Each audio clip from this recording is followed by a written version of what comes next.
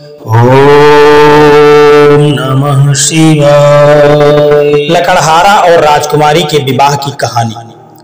दोस्तों, आज की कहानी बड़ी शिक्षाप्रद और महत्वपूर्ण होने वाली है।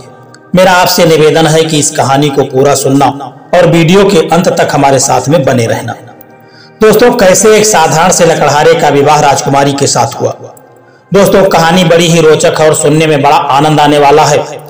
दोस्तों, धौलपुर नाम के गांव में एक बिरजू नाम का लकड़हारा अपनी बीबी और 3 बच्चों के साथ में रहता था। उस लकड़हारे के बड़े बेटे का नाम था मोहन और मझले बेटे का नाम था सोहन और सबसे छोटे बेटे का नाम था रोहन। मोहन और सोहन देखने में सुंदर और शरीर से तंदुरुस्त थे, जबकि रोहन शरीर से बहुत ही कमजोर और सांवले रंग का बालक था। लकड़हारे के घर में लकड़हारे के बड़े बेटे और उसके मंझले बेटे की ही चलती थी, क्योंकि वह दोनों सुंदर थे और शरीर से तंदुरुस्त थे। उन दोनों की पसंद का खाना बनता था और वह दोनों ही अपने मनपसंद का कपड़ा पहनते थे। लकड़हारा और उसकी पत्नी भी अपने बड़े और मंझले बेटे से अधिक प्यार करते थे। लकड़हारे का सबसे छोटा बेटा जो रोहन था, उसे सूखी रोटी और फटे पुराने कपड़े पहनने के लिए दिए जाते थे, क्योंकि वह सांवले रंग का था, दुबला पतला कमजोर सा था, इसलिए उसे कोई प्यार नहीं करता था। उसने कभी भी अपने माता पिता और भाइयों से कोई शिकायत नहीं किया। वह हमेशा अपने आप में मस्त रहता था। उसके बड़े भाई भी उसका हमेशा मजाक बनाया करते थे, लेकिन इस बात का उसके ऊपर कोई फर्क नहीं पड़ता था। वह अपने दोनों बड़े भाई और माता पिता को बहुत प्यार करता था, उनका बहुत सम्मान करता था। लकड़हारा जंगल से लकड़ी काट कर लाता और बाजार में बेच देता। इसी तरह से उसके घर परिवार का खर्चा बड़े अच्छी तरह से चल रहा था। एक दिन की बात है कि बिरजू नाम का लकड़हारा बहुत बीमार पड़ गया। बिरजू की बीमारी के कारण जंगल से लकड़ियां लाना और बाजार में बेचने का काम बंद हो चुका था। घर में जो भी पैसा रखा था धीरे धीरे सब समाप्त हो गया।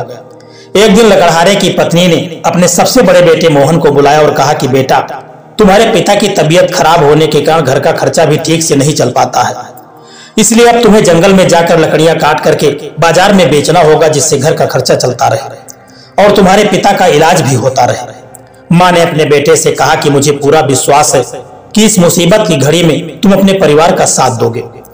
लकड़हारे की पत्नी ने मोहन को खूब अच्छा भोजन बना करके खिलाया और रास्ते के लिए पूरी सब्जी बना करके बांध दिया और साथ ही में एक कमंडल दूध भर कर दिया। माँ ने अपने बेटे को कुल्हाड़ी पकड़ाते हुए कहा कि बेटा, जब तुम्हें जंगल में भूख लगेगी तो तुम पूरी सब्जी खा लेना और ऊपर से मीठा दूध पी लेना। इस तरह से लकड़हारे का बेटा, जो बड़ा बेटा था मोहन, जंगल में लकड़ियां काटने के लिए घर से निकल पड़ा। वह अभी कुछ ही दूर चला था कि रास्ते में एक बुढ़िया जो बहुत ही दुबली पतली थी, उसने मोहन को रोकते हुए कहा कि बेटा, मुझे बहुत जोरों की भूख लगी है, मैं कई दिनों से भूखी हूँ। तुम्हारे थैले में पूरी और सब्जी है और कमंडल में मीठा दूध है। बेटा, मुझ पर दया करके थोड़ा सा खाना खिला दो और मीठा दूध पिला दो। यदि तुम मेरी मदद करोगे तो भगवान भी तुम्हारी मदद करेगा।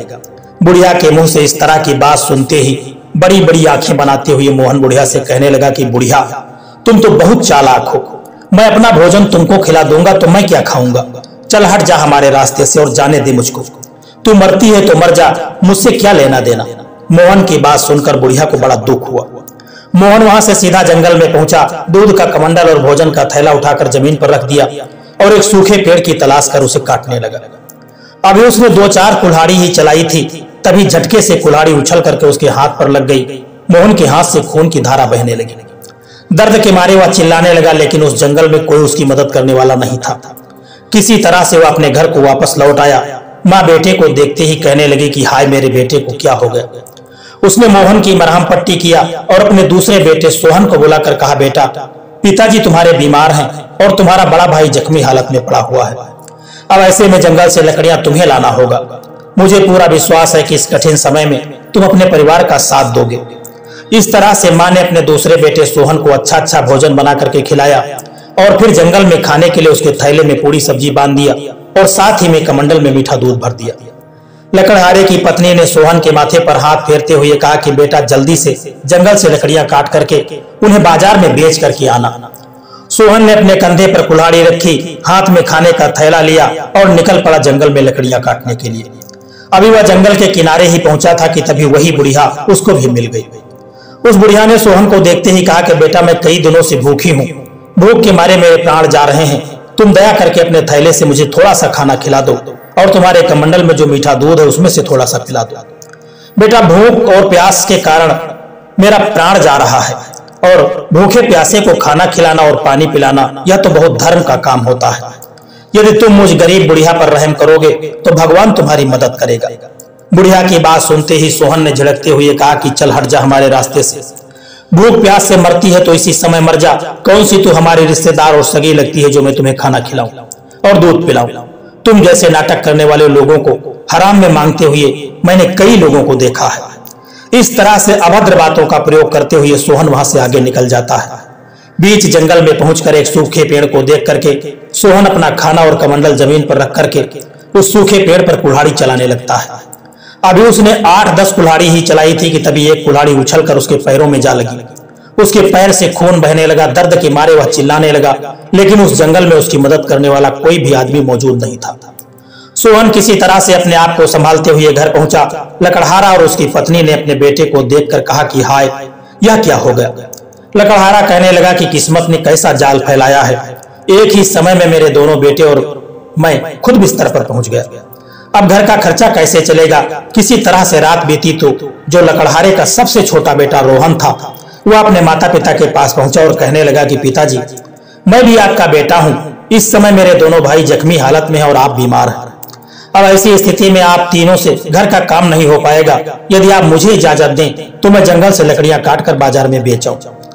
रोहन की बात सुनकर उसके माता पिता हंसने लगे और कहने लगे, अरे बेवकूफ, जंगल से लकड़ियां काटकर लाना कोई आसान काम नहीं है।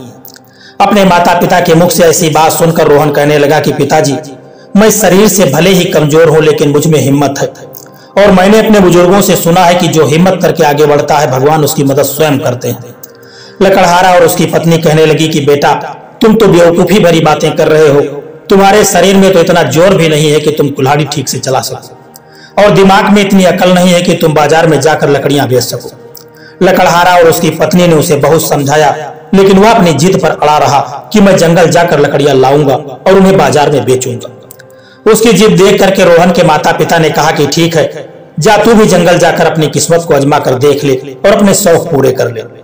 रोहन जब कुल्हाड़ी लेकर अपनी माँ के पास पहुंचा तो उसे देखते ही लकड़हारे की पत्नी कहने लगी, अरे बेवकूफ, क्यों जिद कर रहा है? जो काम मेरे दोनों बेटे नहीं कर सके वह काम तू क्या करेगा?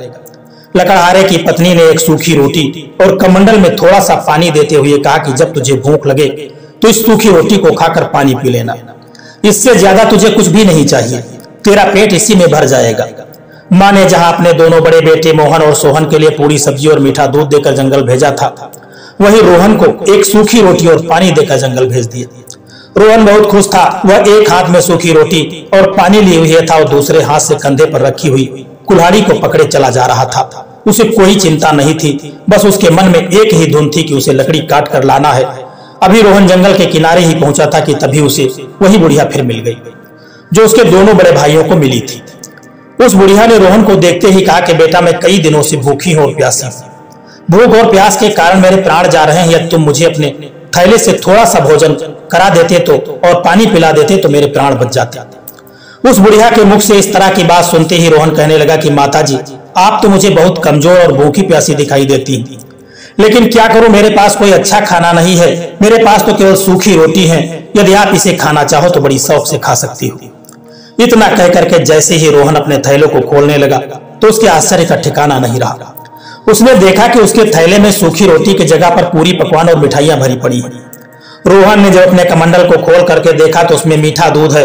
पानी की जगह उसके कमंडल में मीठा दूध और सूखी रोटी की जगह उसके थैले में पूरी और पकवान। यह सब देख करके रोहन आश्चर्यचकित था।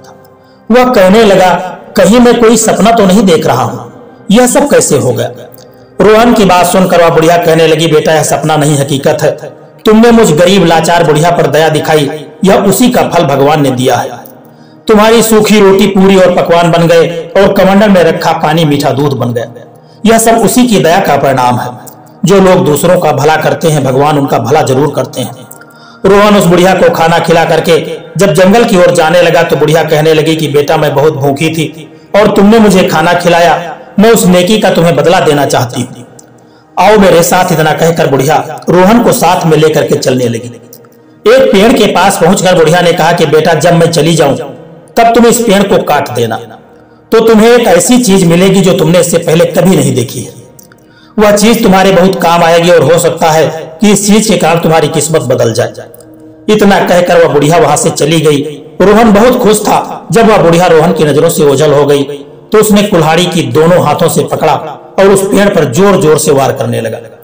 वह दुबला पतला कमजोर सा सांवला रंग का लड़का, अभी उसकी उम्र ही क्या थी, लेकिन उसने हिम्मत नहीं हारी। वह जोर जोर से पेड़ पर कुल्हाड़ी चलाता रहा। आखिर में वह पेड़ कटकर जमीन पर गिर गया। रोहन के आश्चर्य का ठिकाना नहीं था। वह देखकर हैरान था। उसने देखा कि इस पेड़ के तने में एक सुंदर सी चिड़िया बैठी है जिसके पंख सोने के थे, जो पूरी तरह से सोने की थी। रोहन ने उस चिड़िया को देखकर कहा कि यदि मैं इसे बाजार में बेच दूं तो इससे बहुत सारे पैसे मिलेंगे। इससे तो सच में हमारी किस्मत बदल जाएगी और हम अमीर हो जाएंगे। हमारे माँ बाप को जंगल से लकड़ियां काट करके बेचना नहीं पड़ेगा। और यही विचार कर रोहन ने उस सोने की चिड़िया को उठा लिया और उसे बेचने के लिए शहर जाने लगा। लेकिन शहर वहां से काफी दूर था। रोहन के शहर पहुंचते पहुंचते अंधेरा हो चुका था। वहां की सारी दुकानें बंद हो चुकी थी। ऐसे में उस अपने सोने की चिड़िया का कोई खरीदार उसे दिखाई नहीं दिया। अब ऐसी स्थिति में वह अपने घर वापस नहीं जा सकता था क्योंकि रात बहुत हो चुकी थी। ऐसे में उसे रात भर वहीं गुजारना था। रोहन एक सराय वाले के पास गया और कहने लगा कि भाई साहब, क्या मैं आपके यहाँ रात्रि के लिए विश्राम कर सकता हूँ? आपका जो भी किराया बनेगा वह मैं चुका दूंगा, क्योंकि मुझे सुबह यहाँ की बाजार देखनी है।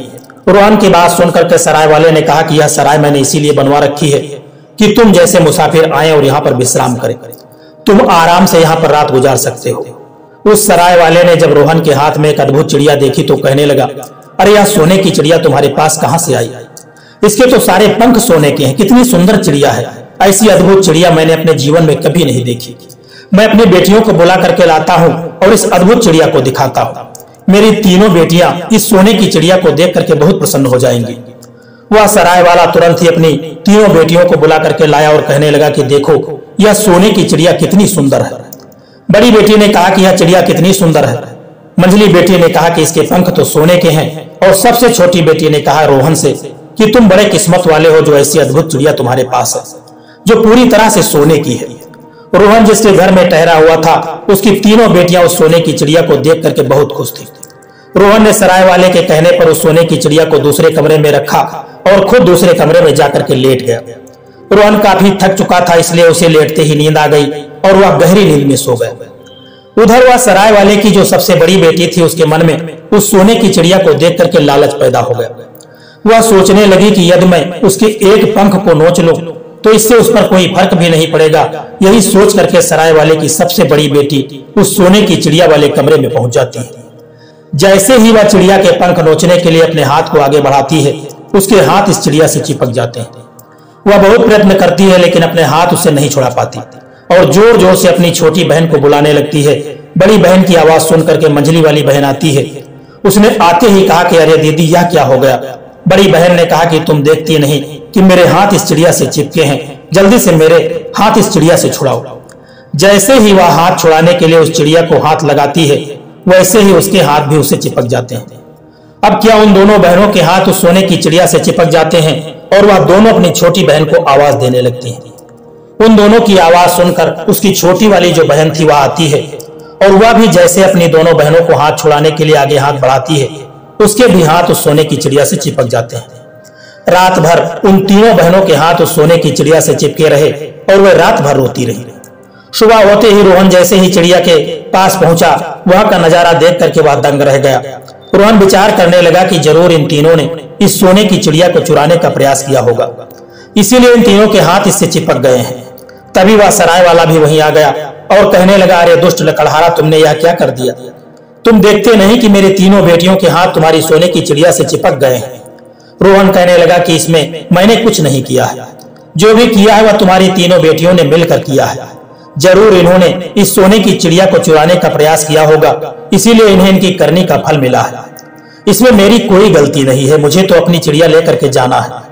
और इतना कह करके रोहन अपनी चिड़िया को लेकर के वहां से चल पड़ा। उसकी सोने की चिड़िया के साथ वह सराय वाले की तीन बेटियां भी चल दी, क्योंकि उन तीनों के हाथ उस सोने की चिड़िया से चिपके हुए थे। ऐसे में वह सराय वाला भी कुछ नहीं कर पा रहा था। उनकी तीनों बेटियां अपने बाप की ओर देखे जा रही थी और रोए जा रही थी, लेकिन वह बेबस था, कुछ भी नहीं कर पा रहा था। जब रोहन वहां से कुछ दूर शहर के बाहर निकला, तभी एक बूढ़े आदमी की नजर उन पर पड़ गई। वह बूढ़ा आदमी सराय वाले की तीनों बेटियों को देखकर पहचान गया। वह सोचने लगा कि यह लड़का आखिर इन तीनों को लिए कहां जा रहा है। तभी उस बूढ़े आदमी ने आवाज लगाई, अरे बेटे, तुम इन तीनों लड़कियों को लिए कहां जा रहे हो, रुक जाओ। जब रोहन ने उसकी किसी बात पर ध्यान नहीं दिया और वह चलता रहा, तभी दौड़ करके वह बूढ़ा उन लड़कियों को छुड़ाने के लिए जैसे ही उस लड़की को अपना हाथ लगाता है, वह भी उनके साथ चिपक जाता है। वह कहने लगा, यह क्या हो गया, मेरा हाथ कैसे चिपक गया, छुड़ाओ छुड़ाओ, मुझे छुड़ाओ। इस तरह से वह जोर जोर से आवाज लगाकर चिल्लाने लगा। तभी वहां से एक राहगीर गुजर रहा था। उस राहगीर ने देखा कि एक लड़का अपने बगल में एक चिड़िया को दबाए जा रहे है और उस चिड़िया के पीछे पीछे तीन लड़कियां जो रोए जा रही हैं और उन लड़कियों के पीछे एक बूढ़ा आदमी जो बचाओ बचाओ की आवाज लगा रहा है। उस राहगीर की कुछ समझ में नहीं आ रहा था और वह दौड़ करके उस बूढ़े आदमी को बचाने के लिए जैसे ही उसको हाथ लगाया, वह भी उनके साथ चिपक गया।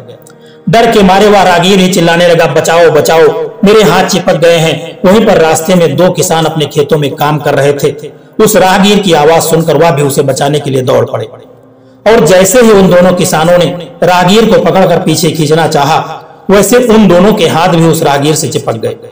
वह दोनों किसान बहुत प्रयास किया अपना हाथ छुड़ाने के लिए, लेकिन वह अपना हाथ नहीं छुड़ा पाए। फिर मजबूर होकर के पीछे पीछे चलने लगे। अब आगे रोहन चिड़िया को बगल में दाबे जा रहा था। उसके पीछे सराय वाले की तीनों बेटियां चली जा रही थी। उनके पीछे एक बूढ़ा आदमी, फिर उनके पीछे राहगीर और उसके बाद में दोनों किसान। कुल मिलाकर के 7 आदमी उस लकड़हारे के बेटे के पीछे पीछे चले जा रहे थे, क्योंकि उस चिड़िया ने उन सबको जकड़ रखा था और वह सभी बेबस होकर के पीछे पीछे चले जा रहे थे। शाम होते होते वह एक शहर में पहुंच गया। जैसे ही वह लोग शहर में पहुंचे तो उन्हें देखने के लिए भीड़ लग गई। लोग अपनी छतों से और सामने से चारों तरफ से उन्हें देखे जा रहे थे। ऐसा नजारा किसी ने पहले नहीं देखा था। शहर में दाखिल होने से पहले सराय वाले की बड़ी बेटी ने रोहन से कहा कि तुम ऐसे कब तक चलते रहोगे, हम लोग थक चुके हैं और रात भी होने वाली है, अब आगे जाने के बजाय यहीं पर रुक जाओ। तब रोहन उन सभी को लेकर एक जगह पर पहुंचा और कहने लगा कि हम मुसाफिर हैं, क्या हम सभी आज रात्रि के लिए यहाँ पर रुक सकते हैं। उस बिल्डिंग का जो मालिक था वह कहने लगा कि यह जगह हमने इसीलिए बनवाई है कि तुम जैसे मुसाफिर यहाँ पर आकर रुक सके।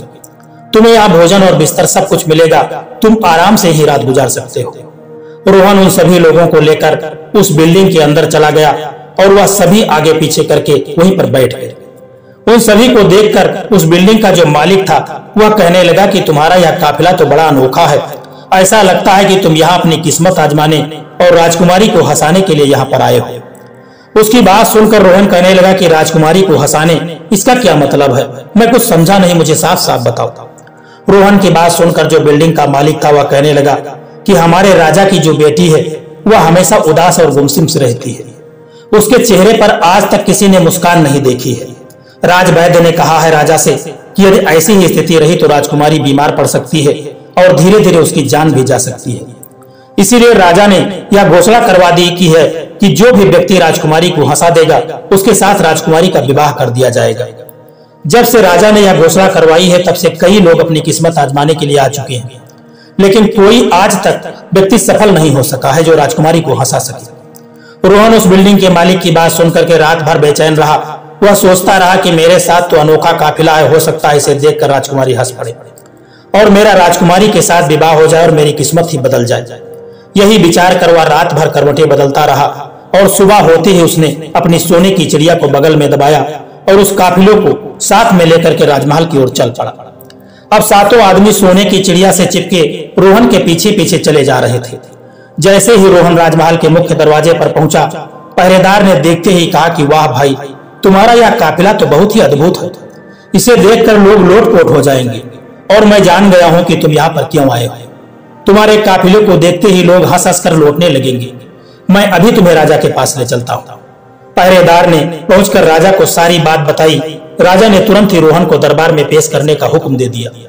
अब क्या था, रोहन और उसका काफिला राजा के दरबार में हाजिर हो चुका था। पहुंचते ही रोहन ने राजा से कहा कि महाराज, मैंने आपकी घोषणा सुनी है और इसीलिए मैं अपनी किस्मत आजमाने के लिए आया हूं। यदि आप आज्ञा दें तो मैं राजकुमारी को हंसाने का पूरा प्रयास करूंगा और मुझे विश्वास भी है कि राजकुमारी को हंसी जरूर आ जाएगी। राजा ने जब रोहन के काफिले को देखा तो कहा, वाह, बहुत खूब, तुम्हारा काफिला तो बहुत ही अद्भुत है। राजा ने कहा कि एक लड़के के बगल में एक सोने की चिड़िया और उसी से चिपके हुए 7 आदमी, यह तो हंसी नहीं ठाके लगाने वाली बात है। यही विचार कर राजा ने तुरंत राजकुमारी को दरबार में बुलाया। राजकुमारी जब दरबार में पहुंची तो बहुत ही उदास गुमसुम सी थी, लेकिन जैसे ही उसकी नजर रोहन पर पड़ी और उसके बगल में एक सोने की चिड़िया और उसी से चिपके हुए 7 आदमी, यह दृश्य देख करके राजकुमारी हंसी नहीं रोक पाई और हंसते हंसते लोटपोट हो गई। ठहाके लगाकर जोर जोर से हंसने लगी। राजकुमारी इससे पहले कभी नहीं हंसी थी इतना जोर से, इसलिए राजकुमारी को देख करके सारा दरबार हंसने लगा। राजकुमारी को हंसते हुए देखकर राजा बहुत खुश था। राजकुमारी के ठहाके से सोने की चिड़िया से चिपके हुए लोग धीरे धीरे आजाद होने लगे। तभी रोहन ने उस सोने की चिड़िया को सराय वाले की सबसे बड़ी बेटी को दिया और कहा कि अब यह सोने की चिड़िया तुम्हारी है, तुम इसे अपने घर ले जा सकती हो। बूढ़ा आदमी, राहगीर और वह दोनों किसान सब अपने अपने घर चले गए, लेकिन रोहन अभी भी राजा के दरबार में खड़ा हुआ था और सोच रहा था कि राजा अपनी घोषणा के अनुसार राजकुमारी का विवाह उसके साथ कर दे। लेकिन दोस्तों, राजा की नीयत बदल चुकी थी।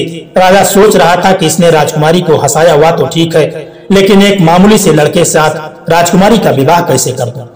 राजा किसी भी सूरत में उस मामूली लड़के को अपना दामाद नहीं बनाना चाहता था। अब राजा ने एक उपाय सोचा जिससे राजकुमारी का विवाह रोहन से ना हो सके। और उधर रोहन राजकुमारी के साथ विवाह करने के लिए बिल्कुल उतावला हो रहा था। रोहन ज्यादा देर तक इंतजार नहीं कर सका, उसके सब्र का बांध टूट चुका था। उसने राजा से कहा कि महाराज, मैंने आपकी शर्त पूरी कर दी है, अब आप भी अपनी शर्त के अनुसार राजकुमारी का विवाह हमारे साथ कर दीजिए। रोहन की बात सुनकर राजा ने कहा कि तुम अभी हमारी बेटी के लायक नहीं हो, पहले उसके लायक बनो तब हमसे आकर के मिलना। राजा की बात सुनकर रोहन ने कहा कि महाराज, अब आप मुझसे क्या चाहते हैं? राजा ने कहा कि तुम एक ऐसे आदमी को ढूंढ करके लाओ जो 100 मन दूध एक साथ में पी जाए। राजा की बात सुनकर रोहन बहुत परेशान था। वह सोच रहा था कि अब ऐसा आदमी मैं कहां से ढूंढ कर लाऊं। यही विचार करते करते वह उसी जंगल में जाकर पहुंच गया जहां पहले उसे वह बुढ़िया मिली थी जिसे उसने खाना खिलाया था। रोहन सोचने लगा कि मैं उसी से अपनी समस्या कहूं, हो सकता है वह कोई समाधान निकाल दे। यही विचार कर रोहन उस पेड़ के पास पहुंच गया जहां उसे सोने की चिड़िया मिली थी। रोहन ने देखा कि वह बुढ़िया बैठी रो रही है। रोहन ने उस बुढ़िया को रोते हुए देखा तो पूछने लगा कि माताजी, तुम क्यों रो रही हो? बुढ़िया ने कहा कि तुम बड़े नेक आदमी हो, इसीलिए मैं तुमसे बता रही हूँ। मेरे बेटे को बहुत प्यास लगी है, उसने मटका भर पानी पी लिया है, लेकिन फिर भी उसकी प्यास नहीं बुझी है। यदि कहीं उसे 100 मन दूध मिल जाता तो उसे पीकर वह अपनी प्यास बुझा लेता, लेकिन इतना दूध कहाँ मिलेगा और कहां से आएगा? कौन उसे 100 मन दूध पिलाएगा? इतना सुनकर रोहन बहुत प्रसन्न हो गया। रोहन बुढ़िया के बेटे के पास पहुंचकर कहने लगा, भाई तुम मेरे साथ चलो, मैं तुम्हें दूध पिलाऊंगा, तुम जितना दूध पी सकते हो उतना पी लेना। इतना कहकर रोहन उस बुढ़िया के बेटे को अपने साथ लेकर के राजा के दरबार में पहुंच गया और कहने लगा कि महाराज, तुम इसे जितना दूध पिलाना चाहते हो पिला दो, ये आपका 100 मन दूध पी जाएगा। राजा ने उस नाटे कद के आदमी को देखकर कहा कि यह आदमी देखने में तो बहुत छोटा है, यह कैसे इतना सारा दूध पी लेगा? रोहन ने कहा कि महाराज, आप इसकी चिंता बिल्कुल मत करिए, आप दूध का इंतजाम करवाइए। राजा की आज्ञा से दूध मंगवाया गया और उस छोटे कद के आदमी ने दूध पीना शुरू किया और कुछ ही देर में दूध की सारी बाल्टियां खाली हो चुकी थी। दरबार के सभी लोग आश्चर्यचकित थे कि इतना छोटा आदमी इतना सारा दूध कैसे पी गया। रोहन ने बुढ़िया के बेटे को धन्यवाद दिया और उसे विदा कर दिया। फिर रोहन राजा के पास पहुंचकर कहने लगा कि महाराज, मैंने आपकी शर्त पूरी कर दी, अब आप भी अपने वचन के अनुसार राजकुमारी का विवाह मुझसे कर दीजिए। रोहन की बात सुनकर राजा कहने लगा कि यह तो बड़ा आसान काम था, तुम कोई कठिन काम करके दिखाओ, इसके बाद मैं राजकुमारी का विवाह तुम्हारे साथ कर दूंगा। इतना कहकर राजा मन में विचार करने लगा कि अब कौन सा कठिन काम बताऊं जो यह कभी न कर सके। फिर कुछ देर के बाद राजा ने रोहन से कहा कि तुम एक ऐसे आदमी को ढूंढ कर लाओ जो रोटियों के पहाड़ को खा जाए, इसके बाद में तुम्हारा विवाह राजकुमारी के साथ कर दिया जाएगा, और यदि तुम ऐसे आदमी को नहीं ला सके तो दोबारा अपना मुंह मुझे मत दिखाना। इतना कह करके राजा दरबार से उठकर चला गया। वह सोच रहा था कि यह कोई आसान काम नहीं है, यह काम यह कभी नहीं कर पाएगा। रोहन बहुत परेशान था। वह सोच रहा था कि राजा ने तो आज नई समस्या खड़ी कर दी। रोहन ने सोचा कि मुझे वहीं पर जाना चाहिए जहां पर मुझे वह सोने की चिड़िया मिली थी। यही विचार कर रोहन फिर उसी जगह पर पहुंच गया। रोहन ने देखा कि वहां पर एक आदमी बैठा हुआ रो रहा था। जब रोहन ने उससे रोने का कारण पूछा तो उसने कहा कि मैं इस जंगल के सारे फल तोड़ करके खा चुका हूं, लेकिन मेरी भूख शांत नहीं हो रही है। यदि कहीं 400-500 मन खाना मिल जाता तो मेरा पेट भर जाता, लेकिन इतना खाना कहां मिलेगा और कौन ला करके मुझको देगा? रोहन उसकी बात सुनकर बहुत खुश हुआ और कहने लगा कि तुम मेरे साथ चलो, मैं तुम्हें भोजन करवाता हूं।